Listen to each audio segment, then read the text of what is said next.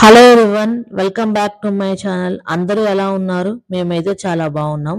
Sunday specials మీరు ఏం చేసుకున్నారు? మా ఇంట్లో అయితే ఈ సండే అయితే వెజ్ స్పెషల్స్ ఏనండి.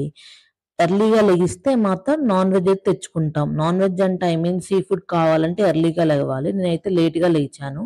సో ఇంకా వెజ్ చేద్దామని ఇలా ఆనియన్ టమాటో అయితే కట్ చేసి పెట్టాను. టమాటోలు అయితే నేను ఇప్పుడు మిక్సీ వేస్తున్నాను చూడండి. ముందు అల్లం వెల్లుల్లి పేస్ట్ వేసా ఆ జార్‌లో. దాంట్లో టమాటా అయితే మిక్సీ వేశాను. నేనైతే ఎగ్ కర్రీ చేస్తున్నాను. అంటే టమాటో కర్రీ చేస్తున్నాను. దాంట్లో బాయిల్డ్ ఎగ్స్ చేద్దామని ఫిక్స్ అయ్యాను. సో, ఇలా టమాటోలనైతే మిక్సీ వేశాను కచ్చా పచ్చాగా. సో, ఇంక నేను కడాయిలోకి ఆయిల్ తీసుకొని దాంట్లోకి ఆయిల్ కాగిన తర్వాత దాంట్లో తాలింపు గింజలు, తర్వాత ఆనియన్స్ ఆనియన్స్ సన్నగా కట్ చేసి పెట్టుకున్నాను. వాటినేసుకొని కలుపుకుంటాను ఒకసారి. అవి కలిసిన తర్వాత కొంచెం అల్లం వెల్లుల్లి పేస్ట్ ఏస్తాను. ఫ్రెష్‌గా అయితే ప్రిపేర్ చేసి పెట్టుకుంటాను నేను సండేస్ అల్లం వెల్లుల్లి పేస్ట్. ఆ వీక్ మొత్తం కూరల్లోకైతే వాడతాను.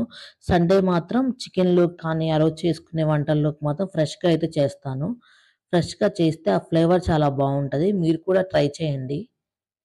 దాన్ని స్టోర్ చేసుకోవటానికి అల్లం వెల్లుల్లి పేస్ట్‌లో కొంచెం పసుపు కొంచెం ఉప్పేస్తాను. ఆ వీక్ మొత్తం స్టోర్ చేసుకోవటానికి. తర్వాత కొంచెం పసుపయితే వేశాను చూడండి. బాగా కలుపుకొని తర్వాత కొద్దిసేపు మ ట ఆ ఆనియన్స్ అన్నీ మగ్గిన తర్వాత దాంట్లోకి టమాటా అయితే వేస్తాను. ఓహ్! మర్చిపోయాను నేను పచ్చిమిరపకాయలేయలేదు. పచ్చిమిరపకాయలు, కొత్తిమీర వేశా చూడండి. ఫ్లేవర్ కోసం కొత్తిమీరైతే మనం లాస్ట్‌లో వేసుకోవచ్చు. ఇలా తాలింపులో కూడా వేసుకోవచ్చు. ఇలా వేసుకుంటే బాగా వేగుతది కదా! సో, బావుంటది. అలా టమాటాలు అవన్నీ మగ్గిన తర్వాత ఎగ్స్ అయితే బాయిల్ అయిపోయాయి మోస్ట్‌లీ. పెట్టి కూడా ఒక 20 మినిట్స్ కంటే ఎక్కువే అయిపోయింది. తర్వాత దీంట్లోకైతే నేనైతే టమాటో పేస్ట్ అయితే వేస్తున్నాను చూడండి. టమాటో పేస్ట్ బాగా కలుపుకొని అయితే మూత పెట్టుకొని మగ్గనివ్వాలి. టమాటో పేస్ట్ మనం పచ్చిగా వేస్తాం కదా! టమాటో పేస్ట్ బాగా ఉడకాలి. ఆయిల్ పైకి తేలేంత వరకు. అంతలోకి నా ఎగ్స్ అయితే అయిపోయాయి. సో, ఎగ్స్ వేడిగా ఉంటాయి కదా! దాంట్లో అయితే ఇలా కూల్ వాటర్ అయితే పోసాను. కొంచెం ఆరిపోయిన తర్వాత పొట్టయితే తీస్తాను. అంతలోకి దానికి ప్యారలల్‌గా నేనైతే ఈరోజు ఏం చేద్దాం అనుకుంటున్నా అంటే పుదీనా రైస్ చేద్దాం అనుకుంటున్నా. పుదీనా రైస్ కోసం కుక్కర్‌లో ఇలా ఆయిల్ వేసేసేసుకొని దాంట్లోకి బిర్యానీ ఆకులు అవన్నీ వేస్తాను. అది ఆప్షనల్. నేనైతే ఆయిల్‌తో పాటు నెయ్యేసాను. సో, నెయ్యి కాగిన తర్వాత బిర్యానీ ఆకులు వేసా కదా! తర్వాత దాంట్లోకి ఆనియన్స్ ఏసుకున్నాను. నేను బిర్యానీకి ఇలా ఇలా పొడుగ్గా కోసైతే పెట్టుకుంటాను ఆనియన్స్. అవైతే వేశాను. తర్వాత పచ్చిమిరపకాయలు ఇందాక ఫస్ట్‌లో మిస్ చేశా కదా! ఇప్పుడు మిస్ అవ్వకుండా పచ్చిమిరపకాయలు, కొత్తిమీర అయితే వేశాను. బాగా కలుపుకొని దాంట్లో ఫ్రెష్‌గా నూరుకున్న అల్లం వెల్లుల్లి పేస్ట్ ఏస్తే ఆ టేస్టే డిఫరెంట్ అండి. తర్వాత అల్లం వెల్లుల్లి పేస్ట్ అయితే వేస్తాను. అల్లం వెల్లుల్లి పేస్ట్ చూడండి, అల్లం వెల్లుల్లి పేస్ట్ ఏస్తున్నాను. అల్లం వెల్లుల్లి పేస్ట్ బాగా కలుపుకున్న తర్వాత పుదీనా రైస్ కోసం అని చెప్పి పుదీనా అయితే ఈరోజు మార్నింగే తెచ్చి పెట్టుకున్నాను. పుదీనాను శుభ్రంగా కడుక్కొని మిక్సీ అయితే వేయాలి.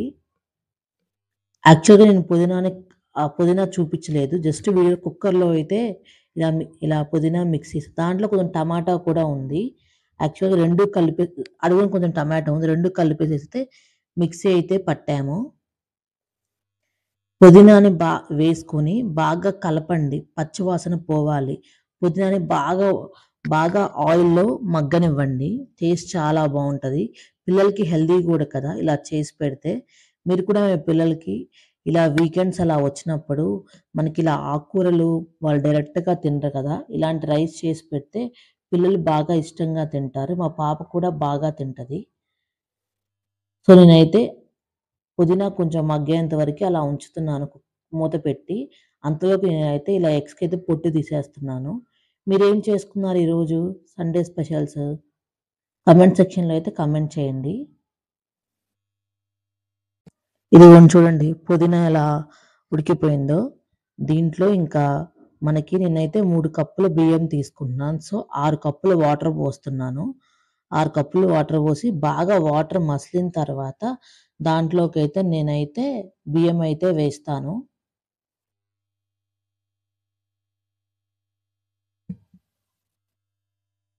దాంట్లో ఇంకా ఉప్పు, కారము, గరం మసాలా వేసేసుకొని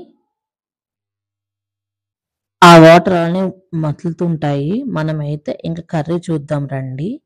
కర్రీలో అయితే నేను ఇంకా కర్రీ బాగా ఉడికిన తర్వాత కర్రీలోకైతే నేను ఉప్పు, కారం అవన్నీ వేస్తాను. టమాటాలయితే బాగా మగ్గిపోయాయి.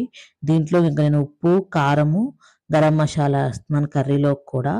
వేసేసుకొని బాగా కలుపుకొని మనకి ఉడకబెట్టి పొట్టు తీసుకున్న ఎగ్స్ అయితే వేస్తాను చూడండి.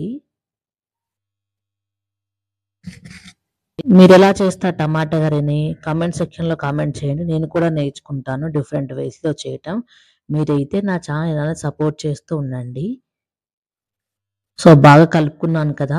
ఇంకా ఉడకబెట్టిన గుడ్లయితే దాంట్లో వేసేస్తున్నాను. ఎగ్స్ అనేవి పిల్లలకి చాలా మంచిది కదా! మీరు రోజు మీ పిల్లలకి పెడతారా ఎగ్స్‌ని? నేనైతే 2 డేస్‌కి ఒకసారి మా పాపకి కంపల్సరీ పెడతాను. అంటే డైరెక్ట్ ఇలా బాయిల్డ్ ఎగ్ కాపోయినా ఎగ్ కర్రీ గానీ, ఆమ్లెట్ కానీ అలా అయితే మా పాప తింటది. రోజు ఇలా బాయిల్డ్ ఎగ్ పెట్టినా వాళ్ళకి బోర్ కదా! ఎగ్స్ నేను హాఫ్‌గా అయితే కట్ చేస్తున్నాను చూడండి. మా ఇంట్లో వాళ్ళు ఇలా అయితే తింటారు కొంచెం. దానికి ఎగ్ లోపల మొత్తం పడుతుంది కదా కర్రీ అంతా.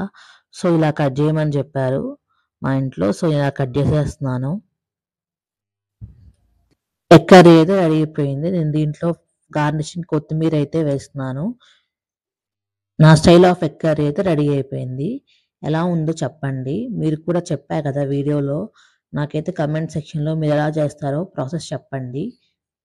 ఇలానే నా ఛానెల్ సపోర్ట్ చేస్తూ ఉండండి. ఫైనల్‌గా వాటర్ అయితే ఉడికిపోయాయి. సో, దాంట్లోకి నేనైతే 3 గిద్దల బియ్యం అని చెప్పా కదా! 3 గిద్దలు బియ్యం వేసేస్తున్నాను. వేసేసుకొని బాగా కలుపుకొని కుక్కర్ మూత అయితే పెడతాను. 2 విజిల్స్ వచ్చేంత వరకు ఉంచుతాను. ఎందుకంటే నాకు కొంచెం స్టీల్ కుక్కర్ కదా! 2 విజిల్స్ సరిపోతుంది నాకు.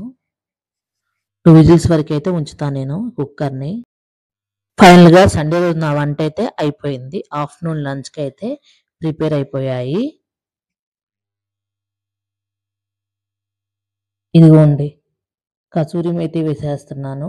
కసూరి మేతి ఏసుకొని ఒక 2, 3 మినిట్స్ అలా స్టవ్ మీద అయితే ఉంచుతాను. ఆయిల్ గూడా పైకి తేలేసింది. ఫైనల్లీ టమాటో కర్రీ అయితే రెడీ అయిపోయింది విత్ బాయిల్డ్ ఎగ్. మీరు కూడా ఇలా క్యాష్ ఐరన్‌లో చేస్తున్నారా వంటలు? లేకపోతే గనక నాన్ స్టిక్ బాండీలు వాడుతున్నారా? ఈ పుదీనా రైస్‌కి రైతా కాంబినేషన్ చాలా బావుంటది. సో, ఆనియన్స్, పచ్చిమిరగాయలు, కొత్తిమీర కట్ చేసి పెట్టుకున్నాను. దాంట్లో కొంచెం టేస్ట్ సరిపడా ఉప్పు అండ్ ఇలా పెరిగేసి అయితే రైతా అయితే ప్రిపేర్ చేస్తున్నాను. ఫైనల్‌గా పుదీనా రైస్ రెడీ. మీరు కూడా ట్రై చేయండి. ఎలా ఉందో?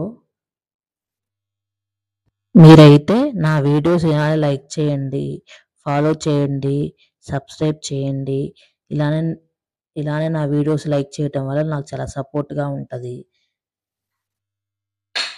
Thank you for watching.